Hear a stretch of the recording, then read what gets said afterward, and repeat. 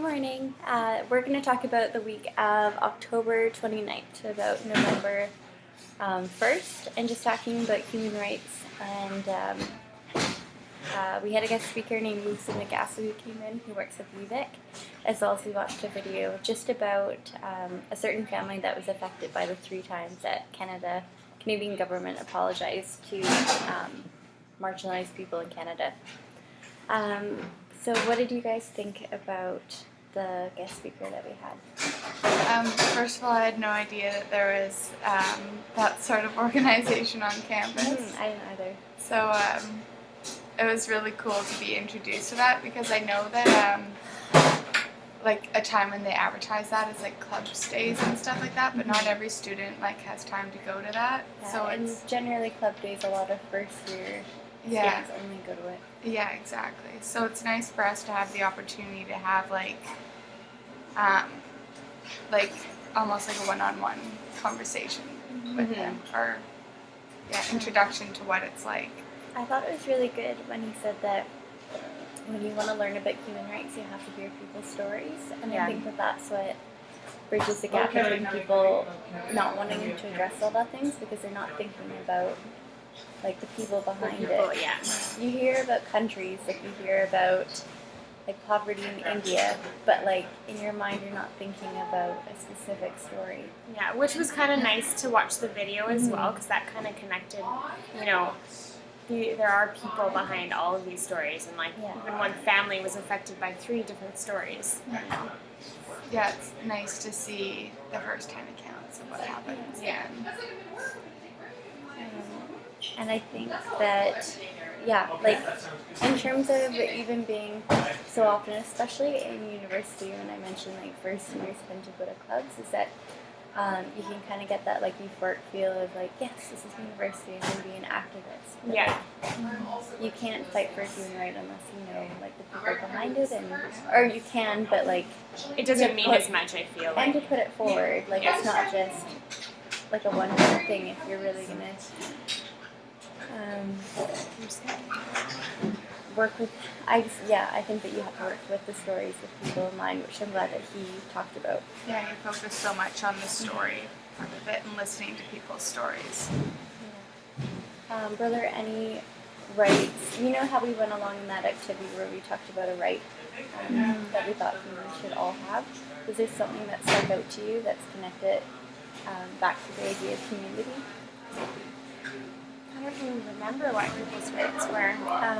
Robin was the one that said the right to religion, the right to decide my future, the right to, the one I liked, I think it was Caitlin, she said the right to speak and to be silent. Yes, I liked that as one well. was really powerful. I kind of connected that back to the way that sometimes we talk with our students, like we make a big classroom community by everyone sharing. We're going to come across students that want to be silent, and we have to know that like it's okay. Yeah. And like oh no, I was just going to say that whole idea that participation always has to be oral. That's what I was thinking too. You know, like participation and listening, like everyone's like, oh, you have to have their eyes on the speaker, and like you know, you have to be a certain way, but really it shouldn't be that way. It should be however you want to interpret it. And that plays into like our students that do have different learning needs, like a student that needs to walk around. It's not participation, like you said, isn't always like staring straight at the teacher and being completely still. I also really liked, we talked about this in class a little bit, but like how he was saying, you know, the golden rule, you know, treat others the way you want to be treated, but really you should be treating others the way they want to be treated, because we're all different people. And like we were like in that quote that he said at the end, you know, we're all our own people.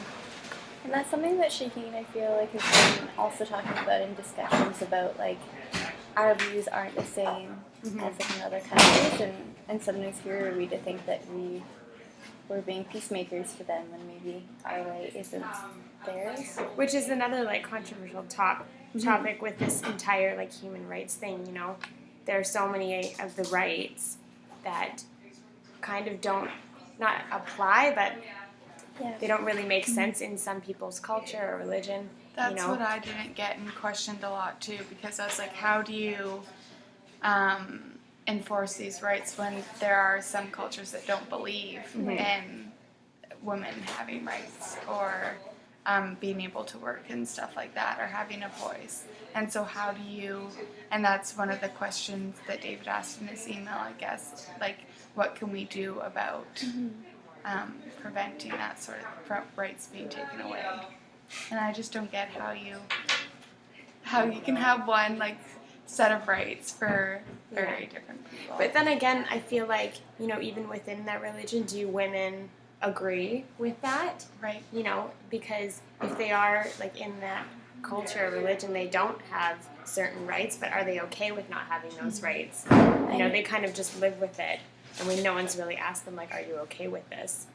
Well, I know we talk a lot about, like, awareness being the first step, and I don't mean to, like, make that another thing. I've talked about that a lot. No, but I think that, like, in terms of different either religions or, like, country governments, like, I think that we do need to know more about them so that we don't make those judgment calls. Yeah, that, especially like, in our okay classrooms. It's like, I've never looked into it. Yeah. Right. Yeah, and especially in our classrooms, and we have such diverse students with, like, their backgrounds and ways of thought in their families, for sure. Can't judge what you don't know. No.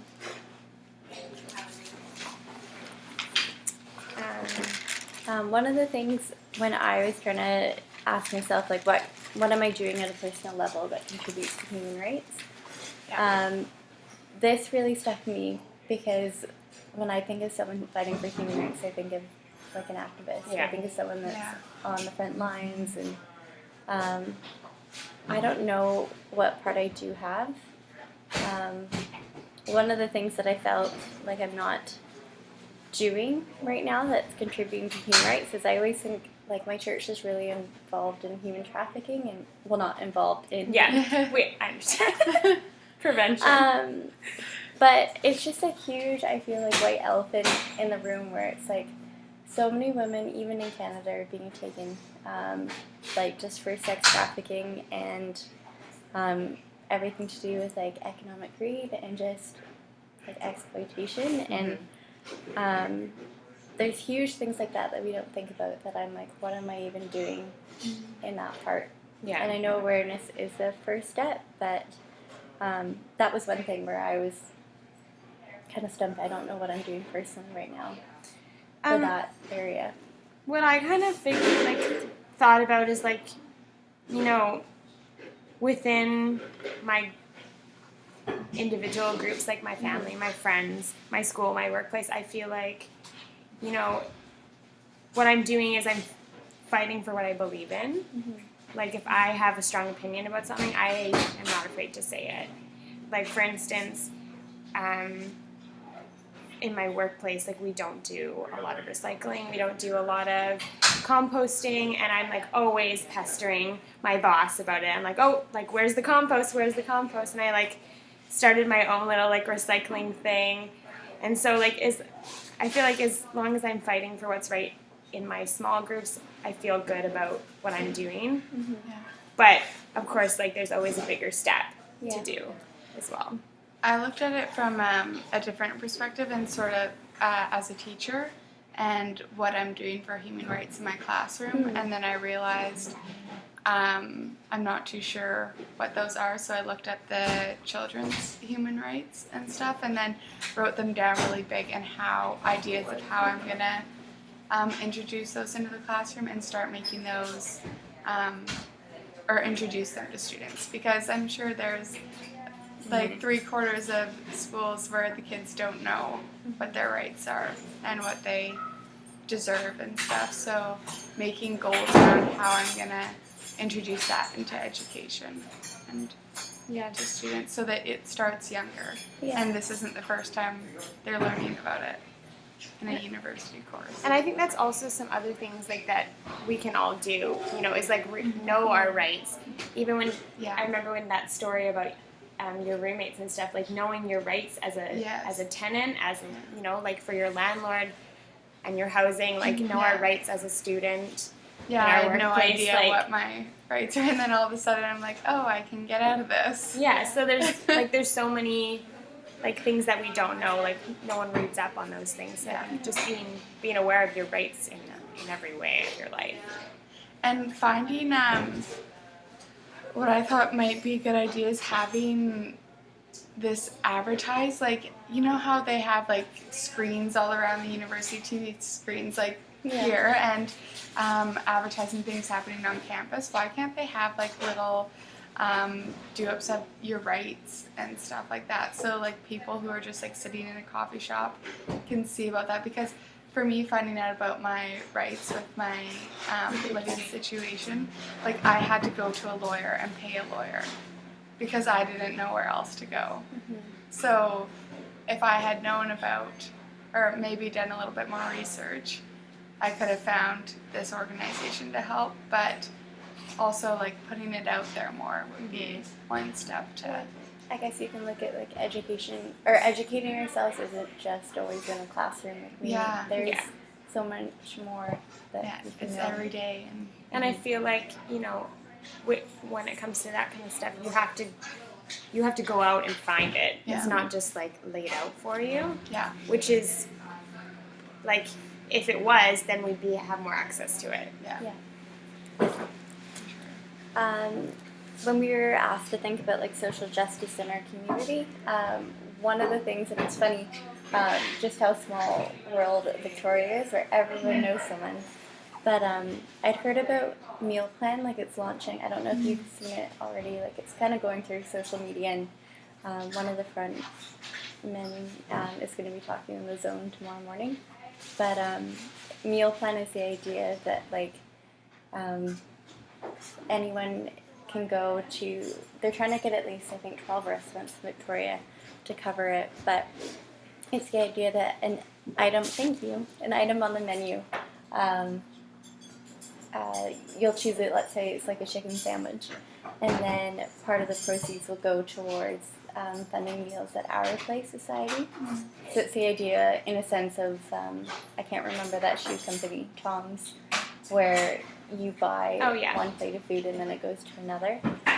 But I was thinking that is even just like a small step to make in terms, I don't know if you define as social justice, but like accessible to anyone, that it's so easy on their part.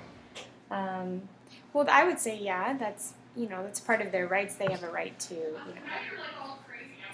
that's safety and like, have a home cooked meal. Yeah, but it's just like a neat thing in our community that's happening. Going on. Yeah. I was last year, a couple of my youth from my youth group went to Africa, just like on a family trip, and came back with all these bracelets you've seen the bags made out of juice boxes and stuff? Yeah. And they came back with these little bracelets made out of that. Not the most comfortable things, but they were selling them for these girls that they had become friends with back there, and sending the money back to them for their schooling and stuff, and also asking for supplies and things like that. But I just thought that was so special because they went down on just like a family trip, not like a school trip where they were like going down to learn about. This is, they came back and they wanted to do something for somebody in a different country, and I thought that was very cool to see young people doing that. And I think, like when kids do that at such a young age, like acknowledge, like not that, like it's like, oh, you did a great thing. It's like you're partnering with people and being proactive about it. Yeah. That's really good.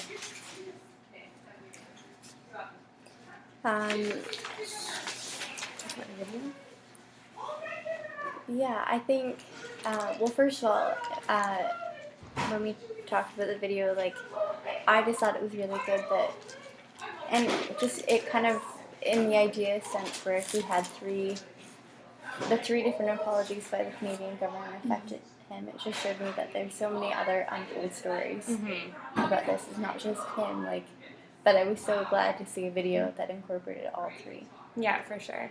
And like, it got me thinking to like my own history and stuff like that. Like I should, even in my like photographic essay, I feel like I didn't even get as much information as I wanted to, and like I started asking my mom questions about what's going on, because was brought up so much because his like dad didn't want to talk about it and stuff like that. So it's yeah. Oh, sorry. No, go ahead.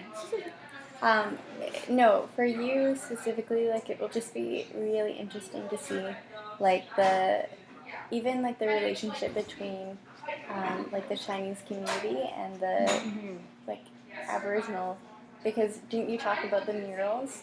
Yeah. Yeah. So I don't know, and yeah, I was even thinking about like my own Chinese grandparents. I don't know any history about them at all, so I don't know. And even with the head taps, I don't know what family members were affected or. Yeah, me either. And so it would be really interesting to figure that stuff out. And like he was saying, he wants to pass it down to his kids, and so that they know like where they've come from. Yeah. And like, I think that's important. You shouldn't be learning about history for the first time in a university class when it's affected so many people that brought you to where you are. And even in like high school or elementary school too, learning about it then, I think it's a totally different experience than having it firsthand from your family being passed down. And that even plays into maybe like the sacredness of like Indigenous storytelling, where it was what we were family talking members. about on Friday, we were talking about is it like storytelling now, the Indigenous storytelling, you can go online and you can find those stories, right? But it used to be you had to like earn the right to tell one of these stories. Yeah. And what do we want? For the stories to die out because there's not enough elders to like continue to teach them and people to get the right to tell them?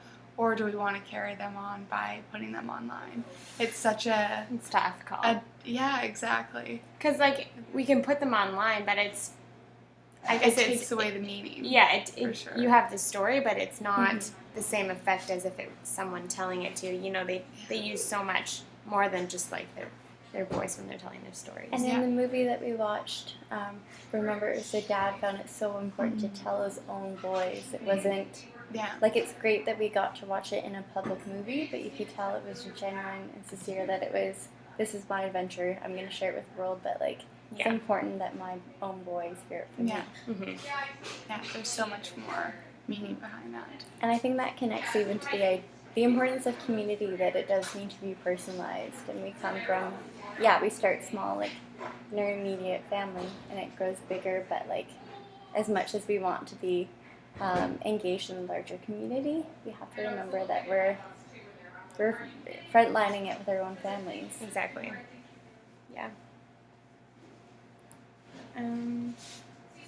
Yeah. So like, I guess just to connect it back to human rights, it's really interesting to see like, that one story and how like the human rights system has been broken 3 times, just in one family.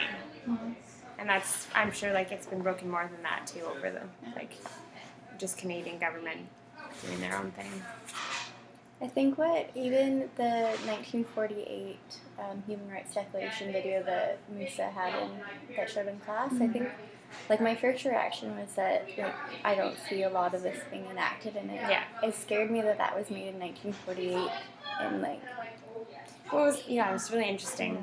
I think in terms of even in education, when we talk to our students about like citizenship and human rights, I think that we have to be honest with them that it's not perfect.